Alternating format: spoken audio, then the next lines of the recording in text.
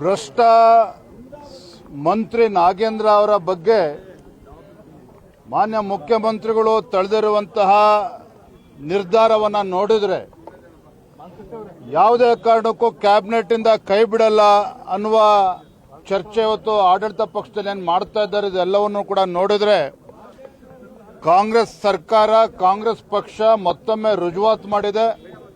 ಈ ಕಾಂಗ್ರೆಸ್ ಸರ್ಕಾರ ಇರುವುದೇ ಭ್ರಷ್ಟರಿಗಾಗಿರ್ತಕ್ಕಂಥ ಈ ಕಾಂಗ್ರೆಸ್ ಸರ್ಕಾರ, ಜನರಿಂದ ಜನರಿಗಾಗಿ ಜನರಿಗೋಸ್ಕರ ಇರ್ತಕ್ಕಂಥ ಕಾಂಗ್ರೆಸ್ ಸರ್ಕಾರ ಅಲ್ಲ. ಭ್ರಷ್ಟಾಚಾರಿಗಳನ್ನ ರಕ್ಷಣೆ ಮಾಡೋದಕ್ಕೋಸ್ಕರ, ಭ್ರಷ್ಟರಿಂದ ಭ್ರಷ್ಟಾಚಾರಿಗೋಸ್ಕರ ಇರ್ತಕ್ಕಂಥ ಕಾಂಗ್ರೆಸ್ ಸರ್ಕಾರ ಅನ್ನೋದನ್ನ ಹೇಳೋದಕ್ಕೆ ಇಚ್ಛಪಡ್ತೇನೆ.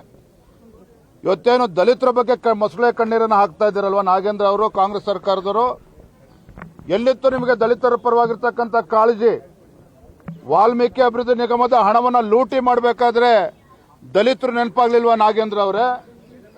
ವಾಲ್ಮೀಕಿ ಅಭಿವೃದ್ಧಿ ಹಣವನ್ನು ಲೂಟಿ ಮಾಡಬೇಕಾದ್ರೆ ರಾಹುಲ್ ಗಾಂಧಿ ಅವರಿಗೆ, ಕೆ.ಸಿ. ವೇಣುಗೋಪಾಲ್ ಅವರಿಗೆ, ಡಿ.ಕೆ. ಶಿವಕುಮಾರ್ ಅವರಿಗೆ ದಲಿತರ ಹಣ ಅಂತೇಳಿ ನೆನಪಾಗ್ಲಿಲ್ವಾ? ಇವತ್ತು ದಲಿತರ ಮೇಲೆ ಅಂತೇಳಿ ನಾವು ಟಾರ್ಗೆಟ್ ಮಾಡ್ತಿದ್ವಿ ಅಂತ ನಮ್ಮ ಮೇಲೆ ಆರೋಪ ಮಾಡ್ತಿರಲ್ಲ. ನಿಮ್ಗೇನಾದ್ರೂ ನಾಚಿಕೆ ಮಾನ ಮರ್ಯಾದೆ ಕಾಂಗ್ರೆಸ್ ಸರ್ಕಾರಕ್ಕೆ ಏನಾದ್ರು ಇದ್ರೆ ಈ ಸಬಬನ್ನ ಕೊಡುವುದನ್ನ ಬಿಟ್ಟು ದಲಿತರ ಅಭಿವೃದ್ಧಿಗೆ ಮೀಸಲಿಡತಕ್ಕಂಥ ಹಣವನ್ನು ಲೂಟಿ ಹೊಡೆದಿರುವಂತಹ ನಾಗೇಂದ್ರ ಅವ್ರನ್ನ ಸಚಿವ ಸಂಪುಟದಿಂದ ಕೈ ಬಿಡಬೇಕು. ಮಾನ್ಯ ಮುಖ್ಯಮಂತ್ರಿ ಕೇಳೋದಕ್ಕೆ ಇಚ್ಛಪಡ್ತೇನೆ. ಇವತ್ತು ಸಿದ್ದರಾಮಯ್ಯನವರು ಕೂಡ ಮಾತನಾಡಬೇಕು. ಮಾಜಿ ಮುಖ್ಯಮಂತ್ರಿಗಳು ಯಾಕೆ ಹಿಂದಿನ ಮುಖ್ಯಮಂತ್ರಿಗಳು ಸಿದ್ದರಾಮಯ್ಯನವರು ನಾಗೇಂದ್ರ ಅವ್ರನ್ನ ಸಚಿವ ಸಂಪುಟದಿಂದ ಡ್ರಾಪ್ ಮಾಡಿದ್ರು? ಇಂದಿನ ಮುಖ್ಯಮಂತ್ರಿಗಳು ಡಿ.ಕೆ. ಶಿವಕುಮಾರ್ ಅವರು ಅವ್ರನ್ನ ಕ್ಯಾಬಿನೆಟ್ ತೆಗೆದುಕೊಂಡಿದ್ದಾರೆ ಅಂತ ಹೇಳಿದ್ರೆ ಅಂತ ಬದಲಾವಣೆ ಏನಾಗಿತ್ತು? ಏನೋ ಕ್ಲೀನ್ ಚಿಟ್ ಕೊಟ್ಟಿದ್ರ? ಎನ್ಫೋರ್ಸ್ಮೆಂಟ್ ಡೈರೆಕ್ಟರೇಟ್ ಕ್ಲೀನ್ ಚಿಟ್ ಕೊಟ್ಟಿದ್ಯಾ? ಯಾರು ಕ್ಲೀನ್ ಚಿಟ್ ಕೊಟ್ಟಿದ್ದಾರೆ ನಿಮಗೆ? ಯಾವುದೇ ಕ್ಲೀನ್ ಚಿಟ್ ಸಿಕ್ಕಿಲ್ಲ. ತನಿಖೆ ನಡೀತಾ ಇದೆ, ಚಾರ್ಜ್ ಶೀಟ್ ಕೂಡ ಸಲ್ಲಿಸಿದ್ದಾರೆ.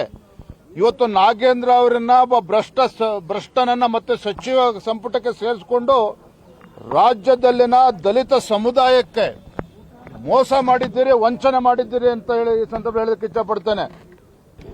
ಈಗಲೂ ಹೇಳ್ತೇನೆ, ಮಾನ್ಯ ಮುಖ್ಯಮಂತ್ರಿಗಳೇ, ನಿಮ್ಗೇನಾದರೂ ರಾಜ್ಯದ ಜ್ವಲಂತ ಸಮಸ್ಯೆಗಳ ಬಗ್ಗೆ ಚರ್ಚೆ ಆಗಬೇಕು ಅಂತ ಹೇಳಿದ್ರೆ, ರೈತರ ವಿಚಾರ ಆಗಲಿ, ಬರ, ವಿದ್ಯಾರ್ಥಿಗಳ ವಿಚಾರ ಇವೆಲ್ಲವೂ ಕೂಡ ಚರ್ಚೆ ಆಗಬೇಕು ಅಂತ ಹೇಳಿದ್ರೆ ಇವತ್ತು ನೀವು ಮನ್ಸು ಮಾಡಿದ್ರೆ 24 ಗಂಟೆಯಲ್ಲಿ ನೀವು ಸಚಿವನನ್ನ ಕ್ಯಾಬಿನೆಟ್ ಇಂದ ಕೈ ಬಿಡಬಹುದು ನಾಗೇಂದ್ರ ಅವ್ರನ್ನ.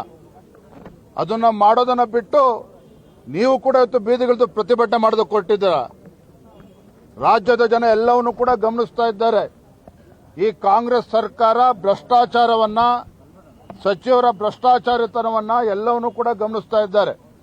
ಮಾನ ಮರ್ಯಾದೆ ಏನಾರ ಇದ್ರೆ ದಯವಿಟ್ಟು ಸರ್ಕಾರ ಅವನನ್ನ ನಾಗೇಂದ್ರನ ಕೈ ಬಿಡಬೇಕು. ಅದು ಒಂದು ಮಾತು ಹೇಳ್ತಾನೆ, ಇನ್ನೇನು ಸದನ ಮುಗಿತದೆ, ಇದರಿಂದ ಪಾರಾಗ್ತೇವೆ ಅನ್ನೋ ಭ್ರಮೆನಲ್ಲಿ ಇವತ್ತು ಕಾಂಗ್ರೆಸ್ ಸರ್ಕಾರ ಮುಖ್ಯಮಂತ್ರಿಗಳು ಏನಾರ ಇದ್ರೆ ಅದು ಖಂಡಿತ ಸಾಧ್ಯ ಅಲ್ಲ. ಈ ಹೋರಾಟ ಸದನದ ಒಳಗಡೆನೂ ಕೂಡ ನಡೀತಾ ಇದೆ. ರಾಜ್ಯದಲ್ಲಿ ಎಲ್ಲ ಜಿಲ್ಲೆಗಳಲ್ಲೂ ಕೂಡ ನಮ್ಮ ಹೋರಾಟ ನಡೀತಾ ಇದೆ. ಸದನ ಮುಗಿದ ನಂತರನೂ ಕೂಡ ನಮ್ಮ ಹೋರಾಟ ರಾಜ್ಯದಲ್ಲಿ ಮುಂದುವರಿತಾ ಇದೆ. ಈ ಎಚ್ಚರಿಕೆಯನ್ನು ಮಾನ್ಯ ಮುಖ್ಯಮಂತ್ರಿಗಳು ನಾನು ಇವತ್ತು ನೀಡ್ತಾ ಇದ್ದೇನೆ.